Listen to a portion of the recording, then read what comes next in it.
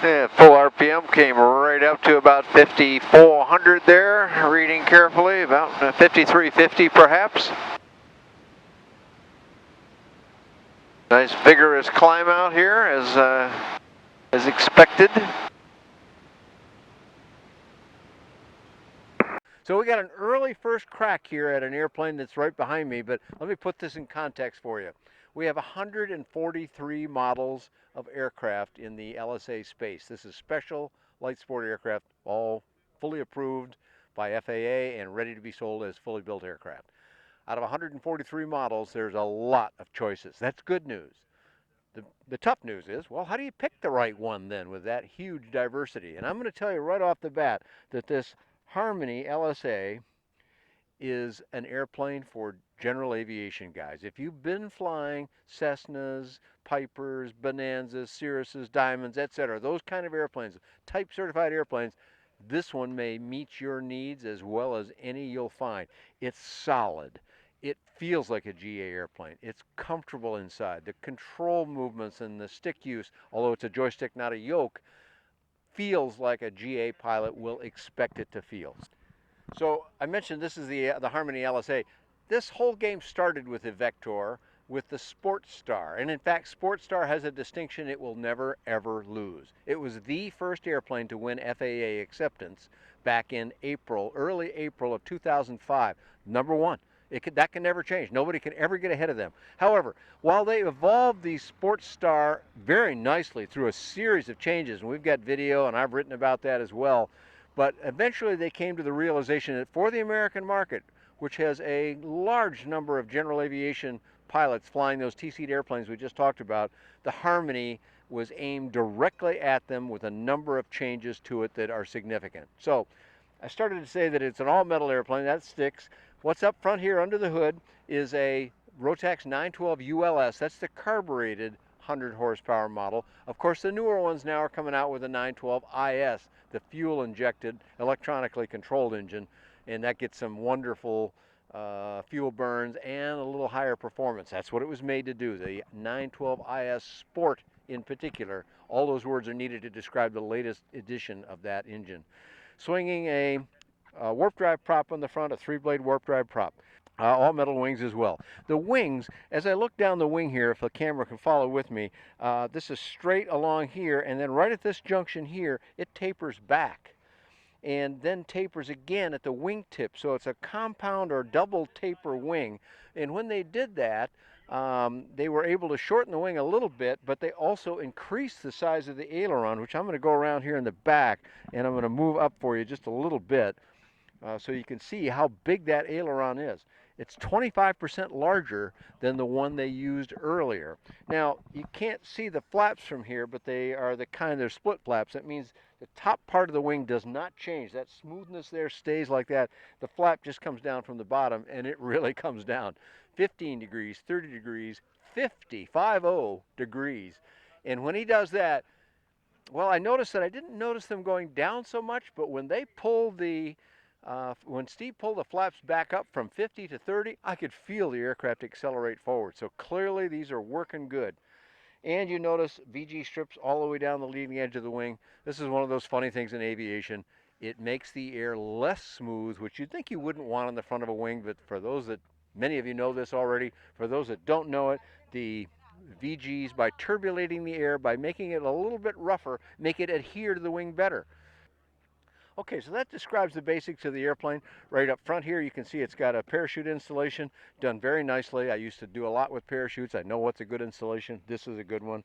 The straps that hold the fuselage go down here, and even those taper very nicely. They continue on past that point, but the little bit of extra room they need here, it just works out beautifully. Great big canopy on it, and the canopy is just a very solid thing. This is true about everything. Everything I can say about the airplane is this is just feels solid, behaves solid when you do it. So the canopy goes up very high, latches in the back, very solid latching. It catches right away. You almost can't not get the canopy down correctly. looking here, the camera can see the seats a little bit, and while we're looking at that way, and I just mentioned the canopy, these seats may look a little bit low to you. And indeed, they were a little low on my back, perhaps down about where my hand is reaching there. I kind of like that because I could relax back a little bit like this and stretch my shoulders a bit. For those that want more support, there's one that comes up about 3 or 4 inches from that, and there's another one that comes up all the way like in a car with a full headrest built into it and everything. So you can have any of those you want. So 912 ULS engine typically burns between 4 and 6 gallons. 6 gallons would really be pushing it hard. 4 gallons would be backed off or just loitering around doing a little sightseeing. So let's call it 5 just to have a round number. Right underneath my hand here is the left fuel tank. There's one on the other side. Looks obviously the same way. Holds 15.85 gallons is what's labeled. Let's call it 16. So times 2, 32 gallons. I said about 5 gallons an hour, and you won't burn that much typically on a long cruise. So you can do the math easily. There's more than 6 hours of flying, even with some reserve. And honestly, I can't stay in an airplane that long. I don't want to be in it that long. But it saves you from possibly having to buy gas from a resource you're not certain of, or just saves you from having to buy it at a higher price at some other airport. So a fixed gear on the main gear, but the nose wheel is also a faired wheel, and that is a fully steerable nose wheel. Pedals on both sides, brakes on both sides, joystick on both sides, so either seat can do all the controls. One reason why this airplane has been popular in flight schools, because of those kinds of features. But the steering on it, it's very solid, and the brakes were very strong. I was pleased with both of those qualities, and that kind of shares some facts with the wing controls. And the joystick, the left-right controls and the fore-aft controls are all push rod, so that they are very solid feeling. There is no slop in the stick, not at all that I could discern. Rudder pedals is by cables, but the rudder pedals were also surprisingly smooth. So we're going to show you how you get in the airplane, and because Steve Minnich from Dreams Come True, this is Steve, Dreams Come True is one of the 2 Evektor distributors in the USA, along with AB Flight and Art Tarola. Steve's going to show us the entry because he's a less clumsy guy than I am about this. So kind of describe what you're doing here, and I'll follow along. He's going to put his hand right there where it says handhold. That's a nice sturdy construction, by the way. 1 foot up on the non-skid area, forward of the place where it says don't step there, by the way. And now he's going to put a hand up here on the forward. There's a little grip up here. You can't see it in the camera, but it's there. And that's also very solid. I keep saying that about this airplane. Now he's on the rear bulkhead of the seats, where he's got another solid place to put it. And then, without having to put his feet on the seats, which some people don't like to do, and I appreciate that, and lower yourself down. The exit process is a little bit different than that now. If you want to do that for us right away again here, he's going to use this part, which again, very solid. You don't feel like you're sitting on a razor blade, and it doesn't feel like anything's going to give. Wiggle his left foot out, his right foot out, and just kind of go around the other way and back down and off. So it's a fairly easy airplane to get in and out of. And again, you've heard me say the word solid how many times now? That's because that's the way this airplane feels. You know, I'm sitting in the flight instructor seat, and there are some flight instructors who say, this is my office. Well, I'm telling you, if this was your office, you'd be a happy camper. We're inside the Evektor Harmony LSA now, and there's a number of things I want to say about it, but let me start off with just the seat and the seat comfort. The seat cushions, that is the flat part that your rear end and your legs rest on, of course, comes up well forward, almost to the knee, a little bit shy of the knee. There's some that go even further. Very comfortable seat position. I don't feel a lot of lumbar support in here, but I often complain about airplanes that don't have that, and yet this one felt very good to me. We flew about 45 minutes, no issues whatsoever, very comfortable. Most people would find this a comfortable airplane to be in all the time. Remember, you can have seats that are this high, about that high, or ones that come up all the way to the back of your head. So those are choices you can have. Much like you can have choices in the panel too. Now what you're seeing here may look kind of like smaller screened, flat screens, and indeed they are. This airplane's a few years old. It's got 700 hours on it, although to look at it, you'd be hard pressed to acknowledge that it has that much time on it. But these are the TL electronics from the Czech Republic, and in fact for the American market, Dreams Come True and AB Flight are using only Garmin G3X Touch and Dynon Skyview Touch, both of which make some marvelous instruments with larger screens. So clearly the setup you see here would be slightly different with those big screens, but all the performance in the world. As you see on the extreme left here, there's an airspeed indicator in analog form, and on the extreme right here, there's a an altimeter in analog form. Now that and a few other analog instruments that meet technical standard order, or TSO, allow you can fly this airplane in instrument conditions then, with the right credentials, with the right training, with the right other things that you need to make sure you're doing it correctly. But it can be done, is the point, and these folks can advise you about it. Whole row of switches down here, very nicely arranged. These are all your circuit breakers and so forth. Becker radio and Becker transponder right here. Intercom up there. Right here in the center, something I always love, right in front of my hand, is the vernier control throttle. This is, if for those that don't know what these are, you're going to want one someday. And if you push this button in, you can shove the throttle in just like you would on any push throttle. But you can also just twist it like I'm doing here with no effort at all, and it's a very fine, precise motion.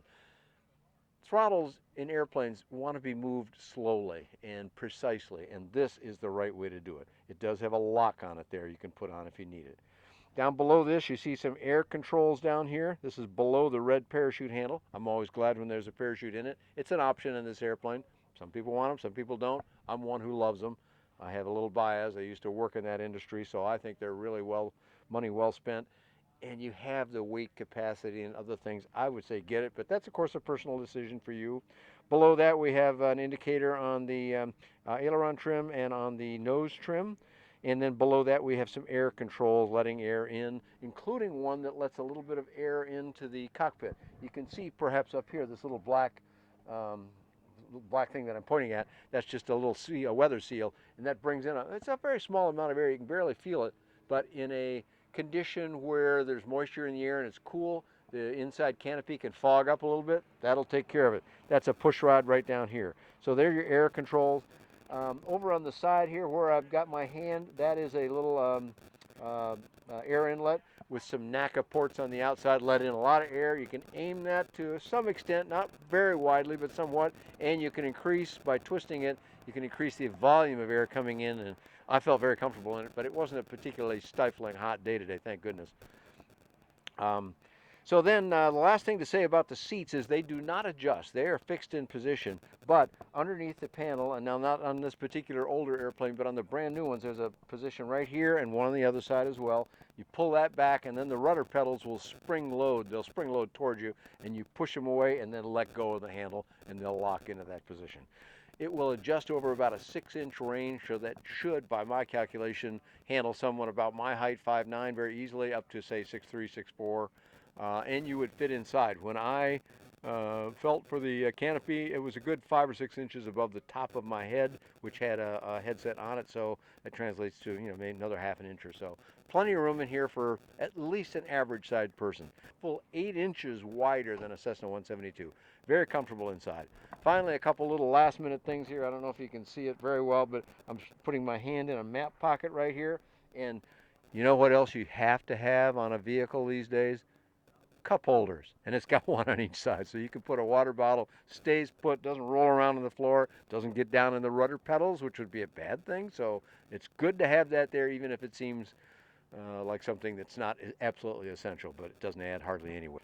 As you see, I'm reaching back. You can probably see my hand through the window a little bit there. It's a long way back there. There's a hat rack back here that I'm kind of pounding on. That may be what you hear in the background. And then this one goes down here. You could put a couple of pretty good sized luggage pieces in there, and you can put, assuming weight and balance is accommodating, and you need to do a weight and balance check, but you can put 55 pounds of weight back there, which is more than enough for the average travel in an airplane of this kind. How does she perform?